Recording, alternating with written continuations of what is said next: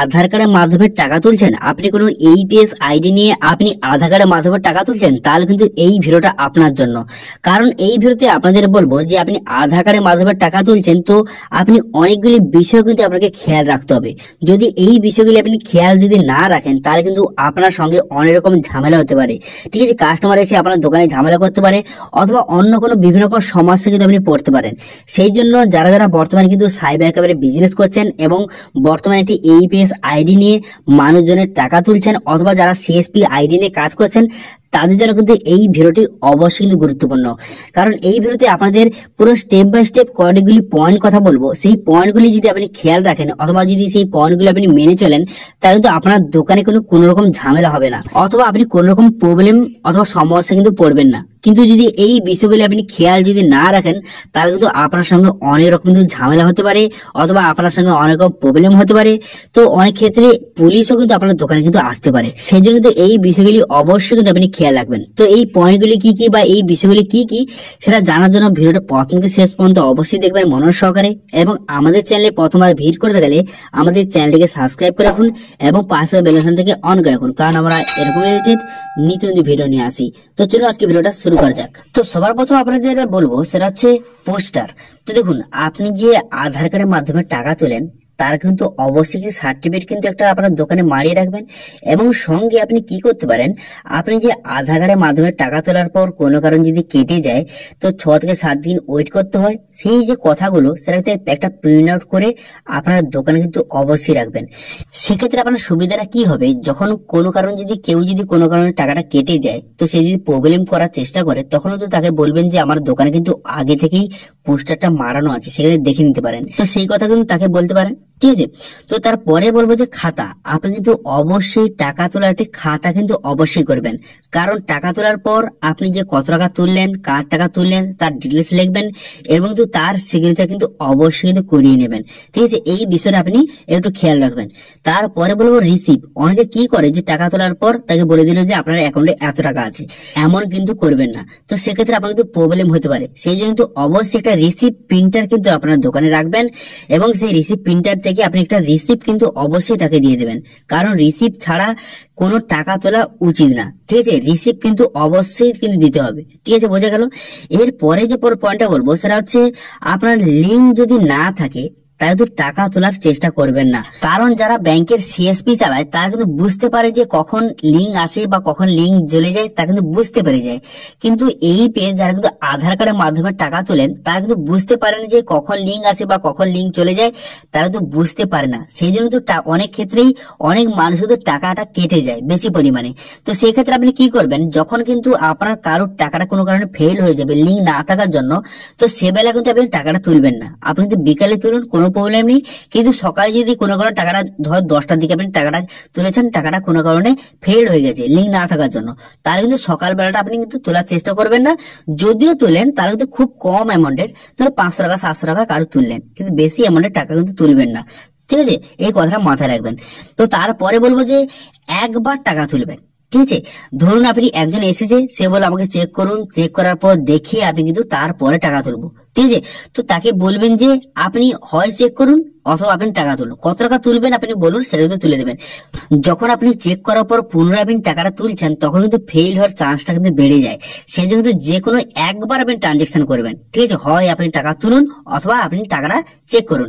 ঠিক আছে, এবং আরেকটা ইম্পর্টেন্ট কথা মনে রাখুন, ধরুন কোনো টাকা তুলতে গিয়ে আপনার ফেল হয়ে গেছে, তারপরে কিন্তু পুনরায় আবার ট্রাই করছেন, আপনি কিন্তু তারপরে 1-2বার কিন্তু আবার ট্রাই করছেন, তখন কিন্তু অবশ্যই 100% আপনার কিন্তু তার অ্যাকাউন্ট থেকে টাকা কিন্তু কেটে নেবে। ঠিক আছে, তো সেই জন্য একবার ফেল হলে তার কিন্তু অ্যাকাউন্টে আর টাকা তোলার চেষ্টা করবেন না। ঠিক আছে, এই কথা কিন্তু মাথায় রাখবেন। তো যদি বারবার আপনি ট্রাই করেন, তখন কিন্তু তার অ্যাকাউন্ট থেকে টাকাটা কেটে নেবে, সেই টাকাটা আপনার অ্যাকাউন্টে আসবে না। সেক্ষেত্রে আপনার ব্যাংক কিন্তু সেই টাকাটা রেখে দেবে। 6 থেকে 7 দিনের পর আপনার টাকাটা আবার কিন্তু তার অ্যাকাউন্টে, কাস্টমার অ্যাকাউন্টে ফেরত যাবে। তো সেক্ষেত্রে আপনার কিন্তু প্রবলেমে পড়ে যেতে পারেন। সেই জন্য কোনো কারণ যদি আপনার ফেল হয়ে যায়, তাহলে কিন্তু সেক্ষেত্রে আপনি কিন্তু আর তোলার চেষ্টা করবেন না। এখন কিন্তু প্রচুর পরিমাণে কিন্তু এই প্রবলেমটা হচ্ছে যে অ্যাকাউন্ট থেকে টাকাটা কেটে নিচ্ছে, কাস্টমারের কিন্তু অনেক রকম সমস্যা কিন্তু তৈরি হচ্ছে। সেই জন্য কিন্তু কি করবেন, আপনি কিন্তু একবার ট্রাই করবেন, একবার তুলবেন, যদি হলো তো হলো, যদি কোনো কারণে ফেল হয়ে যায় তা কিন্তু বলবেন যে আপনার কিন্তু লিঙ্ক নেই, এখন হবে না, আপনি পরের দিন আসুন।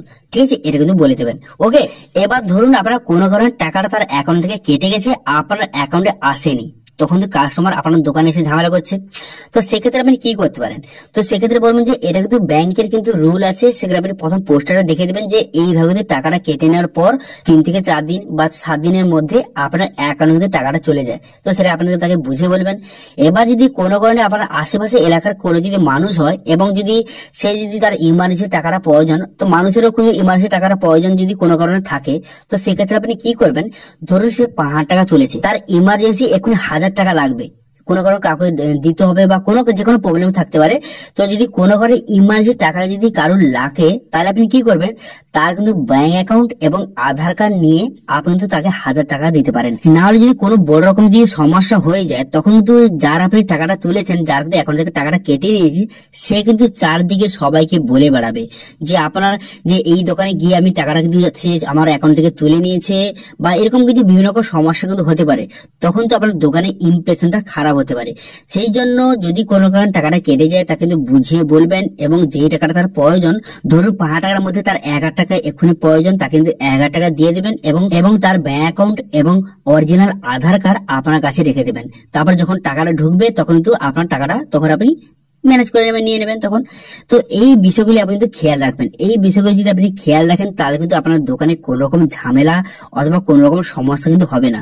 ঠিক আছে, যারা কিন্তু আধার কার্ডের মাধ্যমে টাকা তুলছেন, তাদের কিন্তু অবশ্যই তাদেরকে বলবো এই বিষয়গুলি অবশ্যই কিন্তু খেয়াল রাখবেন। এবং ধরুন কোনো কারণে কাস্টমার অ্যাকাউন্ট থেকে টাকা কেটে গেছে, তখন কিন্তু সেই যে ফেইলের রিসিপ্টটা, সেটা নিয়ে কিন্তু আপনি কমপ্লেন কিন্তু অবশ্যই কিন্তু করবেন। ধরুন আপনার পেনের আইডি আছে অথবা স্পাইস মানি আইডি আছে, সে কিন্তু হেল্পলাইন নাম্বার কিন্তু দেওয়া রয়েছে, অথবা কমপ্লেন করার কিন্তু অপশন কিন্তু দেওয়া রয়েছে। সেখানে কিন্তু আপনি অবশ্যই কিন্তু কমপ্লেন করবেন এবং সেই রিসিপ্টটা সাবমিট করবেন। তো সেক্ষেত্রে আপনার সুবিধা হবে, সেই যে আপনি যেই এই পেজে কাজ করেন, সেই এই পেজের মাধ্যমে যত তাড়াতাড়ি সম্ভব আপনাকে হেল্প করার কিন্তু চেষ্টা করা হবে। সেই জন্য অবশ্যই আপনি কিন্তু কমপ্লেনটা করে দেবেন। ঠিক আছে, আশা করি বুঝতে পারছেন। যারা কিন্তু খুলছেন অথবা যারা খুলে কাজ করছেন, যারা কিন্তু কোনো এইপিএস আইডি নিয়ে কাজ করছেন অথবা সিএসপি নিয়ে কাজ করছেন, তারা কিন্তু এই বিষয়গুলি অবশ্যই কিন্তু খেয়াল রাখবেন। তাহলে কিন্তু আপনার সঙ্গে কোনো যে প্রবলেম হবে না, বা আপনার দোকানে কেউ ঝামেলা কিন্তু করবে না। ঠিক আছে, সবকিছু ঠান্ডা মাথায় সব ঠিকঠাক করে ধীরে সুস্থে কাজ করবেন। এবং অবশ্যই একটা খেয়াল রাখবেন কথা, আপনি যখন আধার কার্ডের মাধ্যমে যে টাকা তুলবেন, তখন কিন্তু আপনার যে নেট কানেকশন যেন ভালো থাকে। ঠিক আছে, তো সেক্ষেত্রে আপনি একটা রাউটার কিন্তু নিতে পারেন। ঠিক আছে, হাই স্পিড রাউটার নিয়ে সেটা আপনি কাজ করতে পারেন, কারণ ব্যাংকের কাজ মানে আপনার কিন্তু অবশ্যই হাই স্পিড ইন্টারনেট কানেকশন কিন্তু দরকার। ঠিক আছে, আপনি যদি স্লো ইন্টারনেট কানেকশন হয়, তাহলে কিন্তু আপনার 100-এর মধ্যে 90 কিন্তু ফেল হয়ে যাবে। তখন কিন্তু আপনার সঙ্গে অনেক রকম প্রবলেম হতে পারে। যদি আপনার নেট কানেকশন ভালো থাকে, তাহলে কিন্তু আপনার কাজটা সবকিছু ঠিকঠাক হবে এবং ভালোভাবে হবে। ঠিক আছে, বোঝা গেল? সেই জন্য নেট কানেকশন অবশ্যই ভালো দরকার। ঠিক আছে, এই বিষয়গুলো আপনি খেয়াল রাখবেন। তো এটাই ছিল আজকে আপডেট। ভিডিও যদি ভালো লেগে থাকে, তাহলে ভিডিওকে লাইক করে দেবেন এবং ভিডিওটা বন্ধুদের সাথে শেয়ার করে দেবেন। এবং আমাদের চ্যানেলে প্রথমবার ভিজিট করতে গেলে আমাদের চ্যানেলটিকে সাবস্ক্রাইব করে রাখুন এবং পাশে থাকা বেল আইকনটিকে অন করে রাখুন, কারণ আমরা এরকম রিলেটেড নিত্য নতুন ভিডিও নিয়ে আসি। আজকে ভিডিওটা এই পর্যন্তই, দেখা হচ্ছে নেক্সট ভিডিওতে। Thank you.